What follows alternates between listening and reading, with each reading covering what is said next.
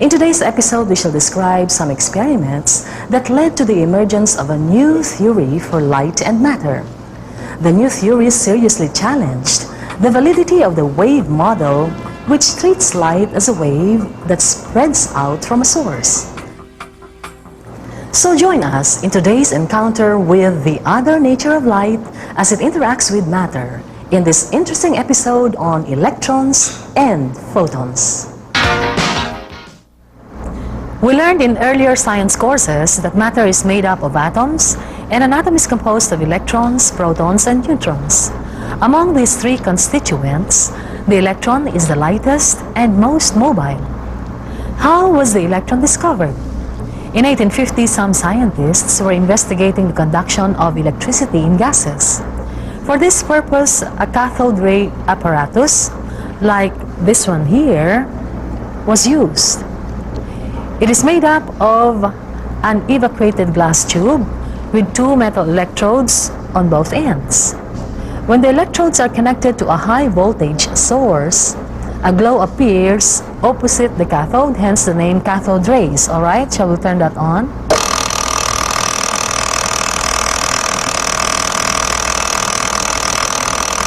Okay. To study further the nature of the rays, Sir William Crookes performed a series of experiments. Suppose we place a magnet near the tube. What happens to the cathode rays?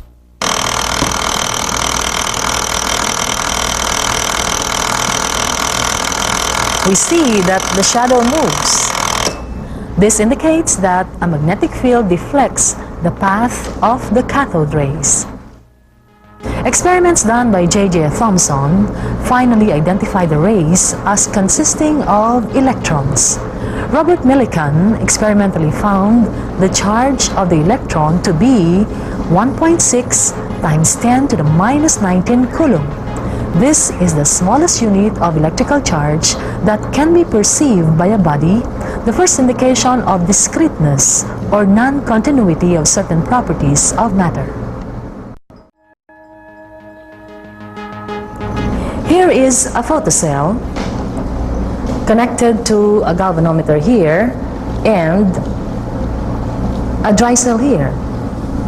Watch the galvanometer pointer as I regulate the amount of light incident on the photocell's surface. Alright?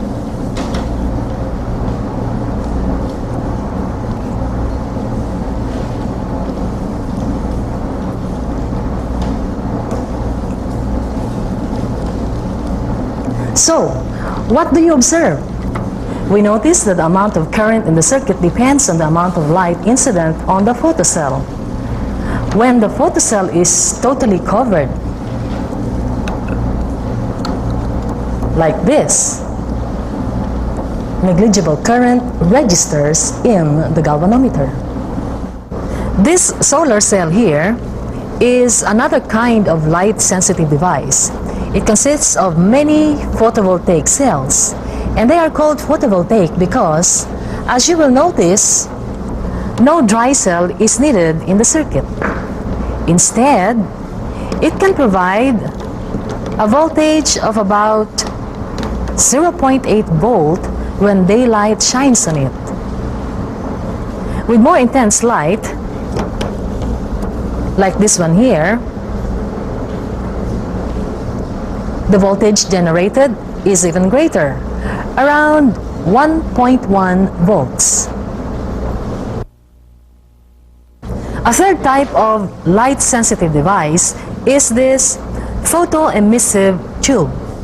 It is an evacuated tube with light-sensitive metals such as potassium or cesium as the cathode. The cathode is this semicircular surface here. The anode is an inactive metal such as nickel or platinum. The anode is this rod-like structure at the center here. We shall connect the phototube in a circuit to learn what takes place inside the tube. Alright, we have here a schematic diagram.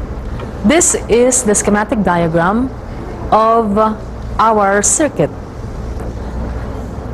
A potential difference is impressed between the electrodes, this one and this one.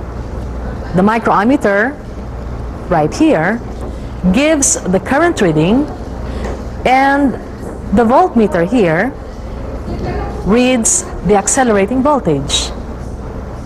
When light strikes the cathode, a stream of electrons is emitted. The electrons are attracted by the positive anode, and the electron current is registered in the microammeter. Okay, we will have a demonstration here. We have the box here, and inside this is the phototube, our light source, and the microammeter. Alright, let's turn this on.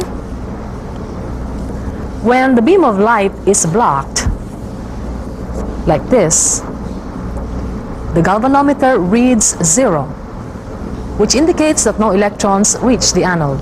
The ejection of electrons from the cathode by light incident on it is called photoelectric effect. Experiments were performed by scientists to fully understand the phenomenon of the photoelectric effect. Welcome back, fellow physics teachers. We shall now perform the photoelectric experiment using this setup. We shall investigate how the color of light incident on the cathode affects the photoelectric effect. Inside this box here is a phototube similar to this one. On this side of the box is a window right here where we will place colored filters one at a time. In a previous episode, we learned that the color of a transparent material like these filters is the color it transmits. Thus, the blue filter transmits blue light, green filter, green light, and so on. Also, a color corresponds to a certain wavelength and frequency. We will measure photoelectric current with this microammeter here. Now, let us do the experiment. We shall start with the blue filter.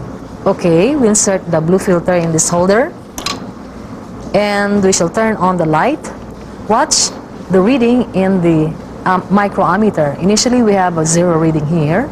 Okay, turn on the light. For blue light, the ammeter reading is 100 microamperes. Now, let's try this for green light. Insert the green filter, turn on. For green light, it is about 80 microamperes. Now, we will try the orange. For the orange, it's approximately 60 microamperes.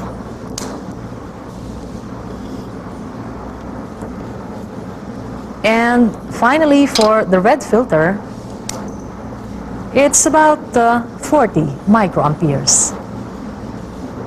If we continue using lower frequency light, the trend seems to indicate that a certain frequency will be reached wherein no photons will be emitted. This is the threshold frequency. We also notice that as soon as we turn on the switch, like this, the meter pointer deflects, indicating that electron emission is instantaneous. Let's try that again. Our observations tell us that photoelectric current depends on the frequency of incident light. Higher frequency light, such as blue light, ejects more electrons than the lower frequency red light. The instantaneous emission of electrons means that the electrons do not take time to accumulate the energy needed for them to escape from the cathode surface. Alright, fellow physics teachers, let us continue with our experiment. Let's see how the intensity of incident light affects the photoelectric current. We observe that when the light source is near the tube, the intensity of light is high and a greater photoelectric current is observed as recorded in our microammeter. When the light source is far away,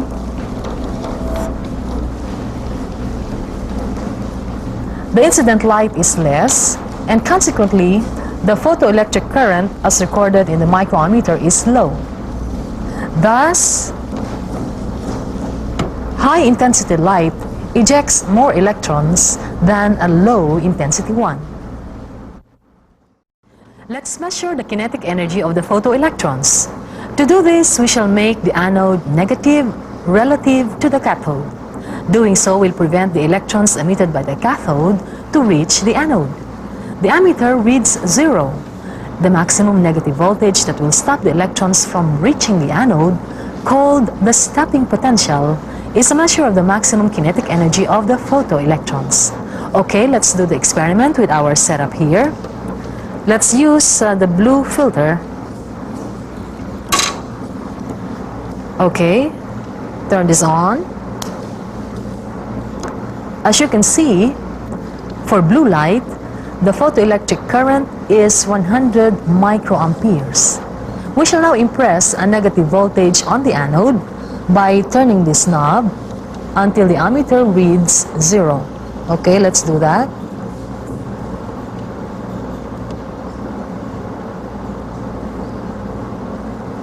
The voltmeter reading is about 1 volt. We shall do the same for the other colors. Let's try green. Alright, turn the knob so the ammeter reading is 0. The voltage reading is about 0.7 volt. Now for orange.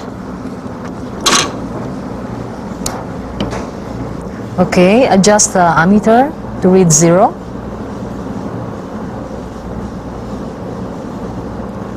The voltmeter reading is about 0.5 volt. Okay. And finally for red,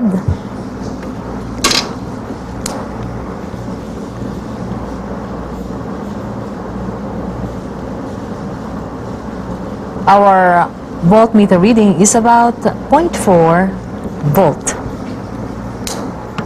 Our data indicate that the maximum kinetic energy of the photoelectrons depends on the frequency of the incident light.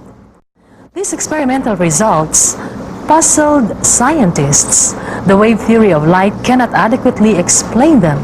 For instance, the instantaneous emission of photoelectrons contradicts the wave theory. The wave theory predicts that it should take some time before electrons are emitted because the energy of a wave is uniformly distributed over a wavefront. Being so, an electron would take some time to absorb the energy from the entire wave before it can be emitted. Also, according to the wave theory, the energy of a wave depends on its amplitude and not on the frequency. But the observations on photoelectric effect indicate otherwise. Since the electrons ejected by blue light possess greater kinetic energy compared to those ejected by red light, this means that blue light has a higher energy than red light. How were these seeming inconsistencies resolved? Albert Einstein found it necessary to formulate a new theory to account for the observations on the photoelectric effect. He actually resurrected Newton's idea that light consists of particles. He called the particles of light photons. A photon carries a discrete or definite amount of energy E, which is equal to a constant multiplied by the frequency f of light, or in equation form, E is equal to hf, where h is called Planck's constant, equal to 6.63 times 10 to the minus 34 joules second. And thus, photons of different colors of light carry different energies. A red photon, for instance, has energy equal to E is equal to hf of red light. E is equal to 6.63 times 10 to the minus 34 joules second, multiplied by 4.5 times 10 to the 14 hertz. This will give us 3 times 10 to the minus 19 joule. Experimentalists noted that for a particular metal as cathode, the frequency of incident light capable of ejecting photoelectrons must be higher than a certain value called threshold frequency. The existence of a threshold frequency plus the observation that the maximum kinetic energy of the photoelectrons depended on the frequency of the incident light were put together by Einstein in what is now known as Einstein's photoelectric equation, which reads: the energy of the incident photon is equal to the sum of the energy needed by the electron to get to the surface of the metal cathode and the kinetic energy carried by the photoelectron. In symbols, HF is equal to HF sub 0 plus KE, where HF is the energy of the incident photon, HF sub 0 is a work function of the metal cathode, which is equal to the energy needed by the electron to get to the surface. KE is the maximum kinetic energy of the photoelectron. With this equation, Einstein accounted for instantaneous emission by saying that for as long as the energy of the incident photon is more than what is required for the electron to escape, then the electron will be emitted immediately. Alright, we have a graph here. The existence of the threshold frequency is explained in terms of the work function. If we look at the graph here, if the photon energy absorbed by the electron is less than the work function, as shown here, no photoelectric current is observed.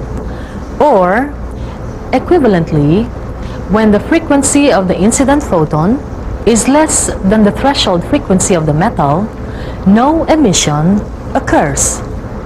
On the other hand, when the photon energy absorbed is equal to the work function, or the frequency of the incident photon is equal to the threshold of an electron, then the electron may be able to get to the surface but may not be able to escape. Now, when the photon energy absorbed is greater than the work function, as in the case here, an electron will surely be able to escape from the surface and carrying the excess as kinetic energy. Thus, the dependence of the maximum kinetic energy of the photoelectron on the frequency of the incident photon is a consequence of the conservation of energy principle. In the photon theory of light, intensity depends on the number of photons in a beam. A bright beam contains more photons than dim light. Thus, if a photon has sufficient energy to eject an electron, bright light with more photons would eject even more electrons. This explains why a high-intensity incident beam results in greater photoelectric current. The photon theory of light was formulated to explain the photoelectric effect. It describes an alternate view of the nature of light, that of a particle. So we now view light as having a dual nature. It behaves as a wave when it exhibits diffraction and interference, and it behaves as a particle in the photoelectric effect. The wave-particle nature of light led to other interesting questions. If light exhibits both particle and wave properties, is it possible that we ordinarily consider as particles like electrons also exhibit wave properties? Louis de Broglie, a French physicist, speculated on the possibility of particles having wave properties. De Broglie suggested that any particle of mass m moving with the velocity v and therefore having the momentum mv would have an associated wavelength given by lambda is equal to h over mv. If such a value of a wavelength for an electron can be experimentally found, then de Broglie's hypothesis would have been proven. Diffraction is a property which characterizes waves, so if it can be shown that electrons can be diffracted, then de Broglie's hypothesis is validated. In a previous episode, we learned that diffraction is observable only when the size of the slit is comparable to the wavelength. In the case of moving electrons, the associated wavelength, as computed from the Broglie equation, is about the order of magnitude of the size of the atom. This fact was used by two American physicists, Davison and Germer, in their experiment on electron diffraction. They shot streams of electrons of a given energy into a piece of nickel crystal. The space between the atoms of nickel acted as the slits. A detector on the other side of the crystal counted the number of electrons emerging. Davison and Germer noted that electrons were scattered at all angles, but they took note of certain angles for which maxima and minima occurred, similar to those made by light passing through a diffraction grating. The associated wavelength lambda is computed using the diffraction equation, n lambda is equal to d sine theta, where lambda is the associated wavelength, d is the distance between atoms in the crystal lattice, and theta is the angle of the maxima. The computed value was found to be consistent with the value of the wavelength using the de Broglie's equation. This result proved to be a powerful argument for the existence of matter waves. Thus, G.P. Thomson performed a modified experiment in which a beam of electrons of a given energy was shot through a metal foil. Here is a setup similar to Thomson's. Inside this box here is an electron diffraction tube. Observe the pattern on the screen.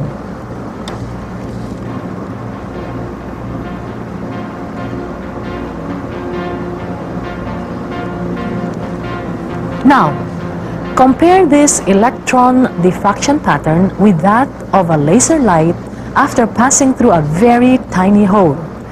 Alright, here's our laser beam, and let's observe the pattern on the screen.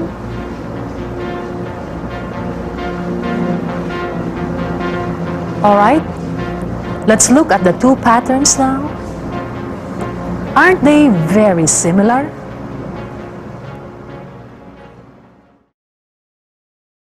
The wavelength associated with fast-moving electrons is very short compared to those of visible light. This very short wavelength led scientists to speculate on the possibility on seeing with electrons. With the ordinary optical microscope, which uses visible light, there is no hope of seeing atoms, viruses, and extremely small microorganisms. However, the de Broglie wavelength of the order of magnitude of 10 to the minus 12 meter for an electron suggests that electrons may be used instead of light to make extremely small organisms visible. This gave birth to the electron microscope. The electron microscope can magnify up to 500,000 times. Its resolution is comparable to the size of an atom and is 1,000 times better than the best optical microscope. In fact, under certain conditions, some atoms have been seen through an electron microscope. Here are some photographs taken with an electron microscope, showing bacteria on the point of a pin. Fellow teachers, in this episode we learned that the wave-particle dualism holds true not only for light but also for matter. This dualism gives us an entirely new way of looking at our universe. It all started with Planck's idea concerning the quantized emission of energy by hot bodies, followed by an extension of the photon concept, which explained to us the photoelectric effect. Then came de Broglie's proposal on the wave properties of electron diffraction from crystals. We observed that both light and matter can only be described in terms of wave and particle behavior.